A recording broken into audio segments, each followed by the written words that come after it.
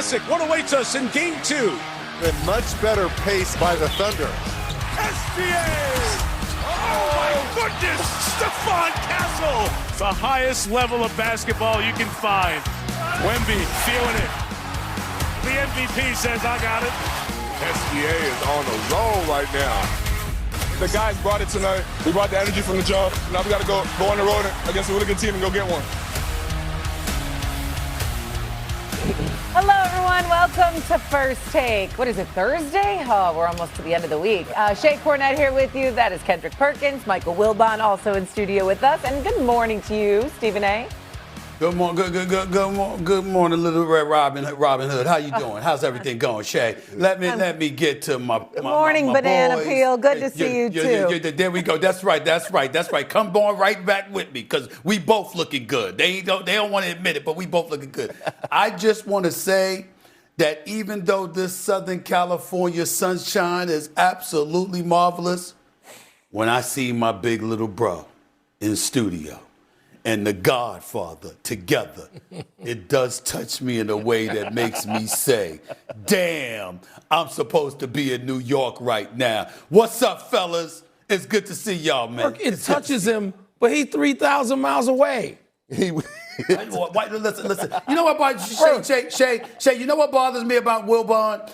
He knows the little terrorist that I have. Don't with say me. that. You understand? Samantha, don't do that.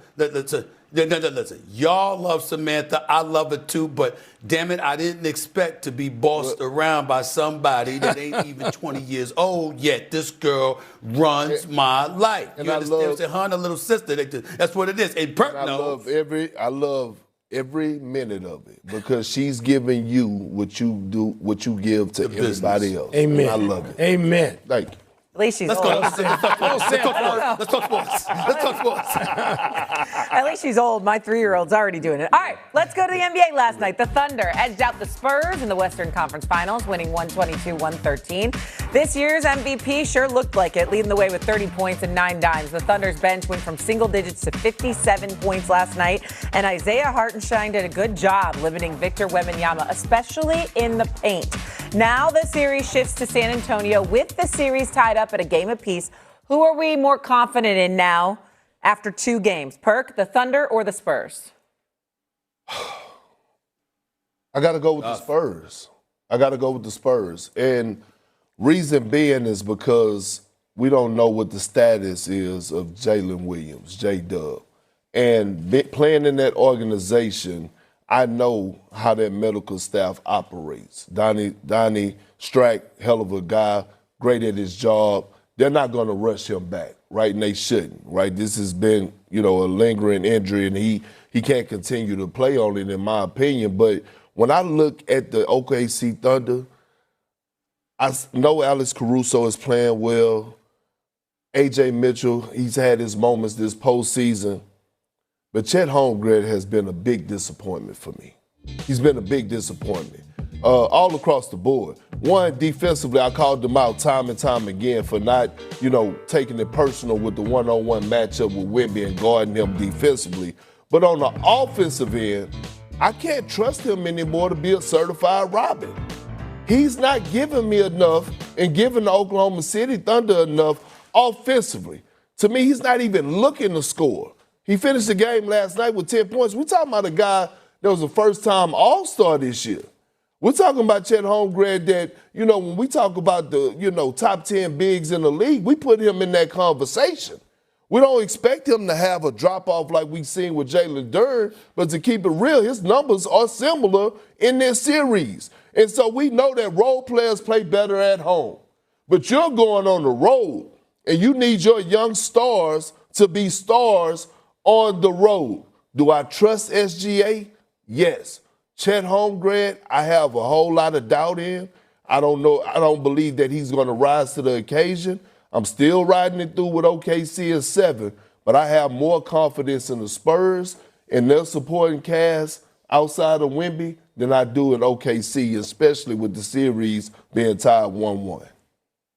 Perk, I get where you're coming from, but I think you missed it. I think you missed it on 2 fronts. Number one, I think you put too much stock stock in Chet Holmgren for this particular series. We all know that his kryptonite is Wemby. And I'm not even talking about on the basketball floor. The minute you see this brother get off the bus, it seems like fright night for Chet Holmgren. He just ain't the same as he is with everybody else when he has to go up against Wemby, because he knows everybody's looking for him to step up and be a little bit more than he normally is. And he just doesn't seem ready for that challenge. Here's the part that I think you missed even more so, Big Perk.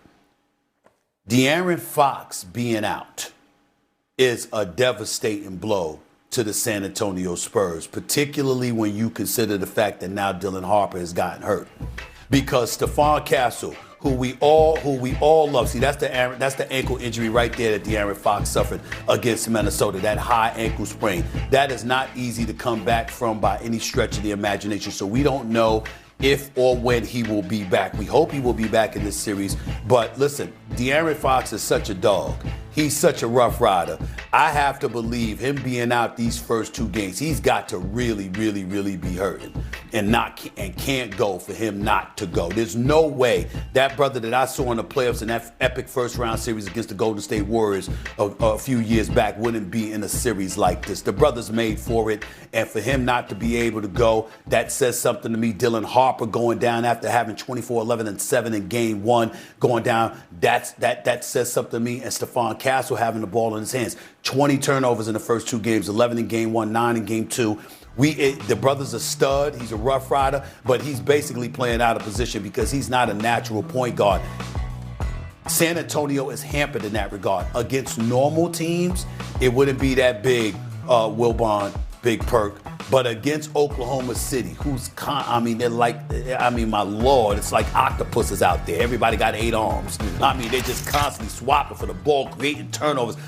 You see San Antonio goes up, and you're looking for the shot, and you're like, oh, wait a minute.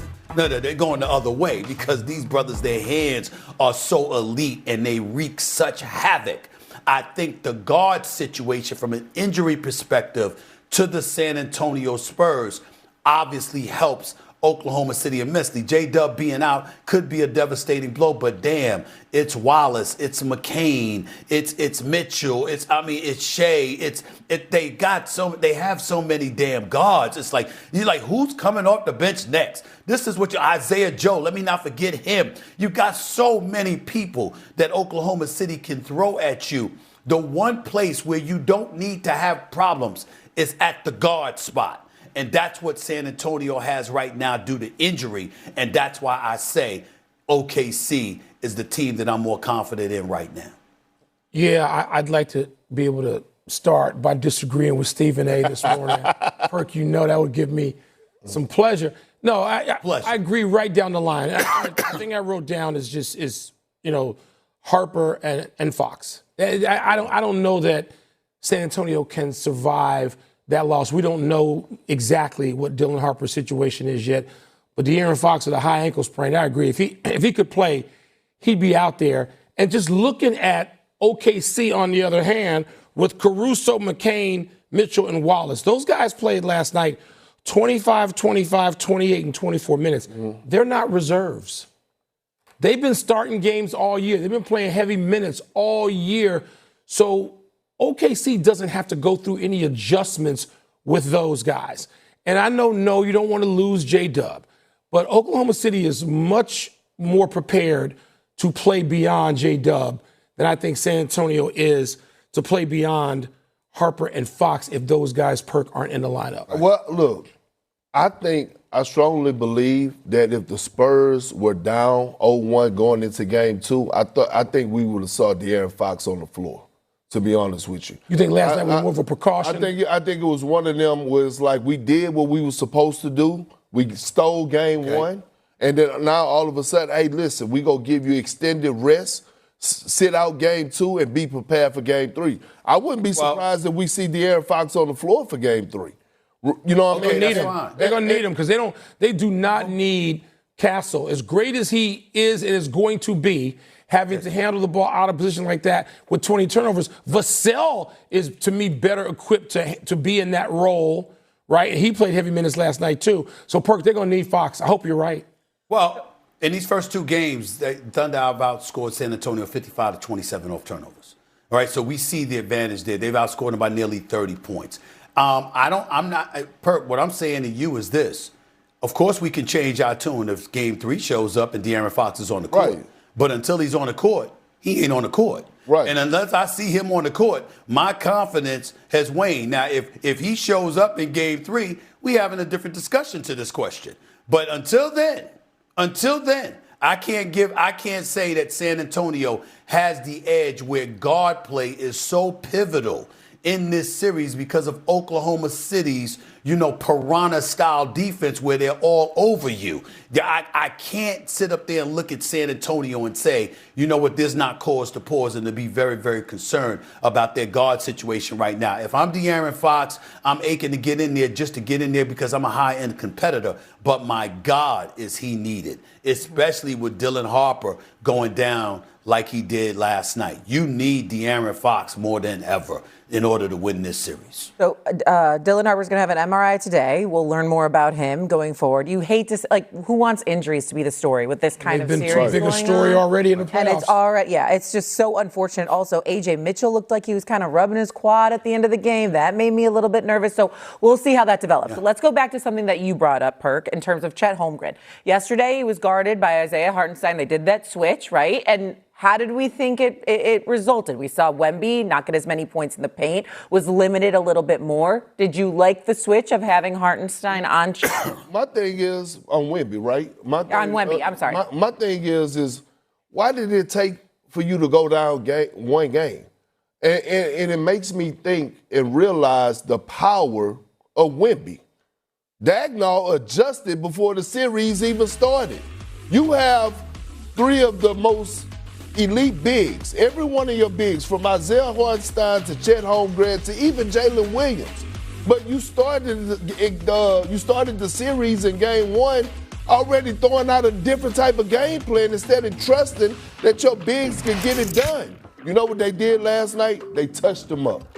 Every single time, it wasn't no free runs. It was someone in his chest. It was an elbow in his chest. It was a hand touching. They was always arm's length away from Wemby. And you could tell at times he was frustrated. And also I saw the pride kick in, the one-on-one defense. It wasn't just catch, blow by, go snatch the screws out the rim. No, Wemby had to he was taking some tough shots, turnarounds, running floaters out of the post. Like, those are the things you want to see. I thought Isaiah Hartenstein and Jalen Williams off the bench. Jalen Williams. He brought some tenacity. I'm just waiting on Chet Holmgren. But Perk, you may not get him. I'm gonna go back to something. It was old school. I thought I was watching 90s basketball. I was waiting for Perk to come out in an OKC uniform last night because of the way they jostled Wemby on virtually every possession, which is the way they're gonna have to play him. By the way, Perk, I still think they may have to go back to those wings. They're gonna have to do everything. They're gonna have to change it up. But it is not gonna be officiated the same way. Hartenstein is not going to get away with that kind of physicality. He will have 5 fouls in the first quarter in San Antonio. We know how the officiating swings with that series traveling from OKC to San Antonio. So, yes, Hartenstein did what he needed to do last night. But is that going to be as effective the next night? Well, I don't think so. And they're still going to need Chet in a limited way, because I think Jalen Williams is as important, if not more so, in limited minutes than Chet defensively. Well, here's where what Big Perk says is the level of importance elevates. Chet Holmgren is not capable of being in harassment to Victor Wembanyama on the defensive side of the ball, because as skinny as Wembanyama is, at least he's got some damn definition. I mean, you look at Chet Holmgren and you literally, it's intriguing to wonder whether or not he's done a push-up. I mean, there's just nothing there. There's just nothing there. You understand what I'm saying? Physically speaking. And so, yes, he can block shots and coming over from the weak side and providing help while somebody else, is guarding him. Yeah, he's capable of it in that regard. But I'm talking about Chet Holmgren being the guy to body up Wemby and to cause the kind of disruption that we saw caused to him last night. I don't see Chet Holmgren being able to do that, which to me makes Jalen Williams even more important. Where Chet is going to be a problem for Wemby is if you preoccupy Wemby by making sure you're a force offensively, which speaks to what you're talking about, Big Perk, in terms of Chet Holmgren, showing up. Because sometimes a potent offense serves as a formidable form of defense, because when you preoccupy people with what you are going to do to them, it might derail what they're trying to do to you to some degree. That, to me, is Chet Holmgren's best shot at having an impact, not on bodying up Wemby. That's going to have to be Hartenstein and Jalen Williams. Well, listen, let me say this. It's not just him bodying up Wemby. This is personal. This beef between Wemby and Chet goes all the way back to their high school days. I've been saying it for the last 4 or 5 days, and I'm going to continue to say it. Hey, Chet Holmgren, if you watching, Wemby hates you. He hates you. He hates you. He literally hates you. He can't stand the ground that you walk on. He hates you. I need you to bring that same type of energy. I need you to bring that same type of tenacity. The world knows it. At some point, you got to put your feet in the ground and say, I want some of this smoke. I want some of this smoke. I get it. You got other bigs to lean on. But this is personal. And let's not act like Chet don't know that it's personal, because we could go back about 2 to 3 years and go check his X account, because he had a couple things to say, after him and Wemby battles. And we expected early when we saw these two tangle up early in their NBA careers that this was somewhat of a rivalry. Now it's been a bit of separation, but at the end of the day, Stephen A., Chet Holmgren is 7'1", 7'2". It got to come from real, dog. So Chet, but I'm just saying you got to play to your strengths. You got to play to your strengths. Like listen, bro. If I'm competing against Big Perk, you know what I'm saying? I'm on the outside. I'm not trying to come down here. I know better. You understand what I'm saying? I mean, it's just a reality. Certain realities have to kick in. There's certain things that, like I said, they're literally. You got to. It's a legitimate question looking at him to wonder whether or not. And I'm not. Chet Holmgren can play. He's a champion. I'm not disrespecting him. I'm just talking about the look of his physique. It literally looks like the man has never done a push-up. Literally. You got to figure out a way. Wiry strong. Figure out a different way. I like that. Wiry strong. 13 points last night for him in terms of Chet. 21 points, of course, for Wemby. I thought Isaiah did a pretty good job on him last night. He did. Okay.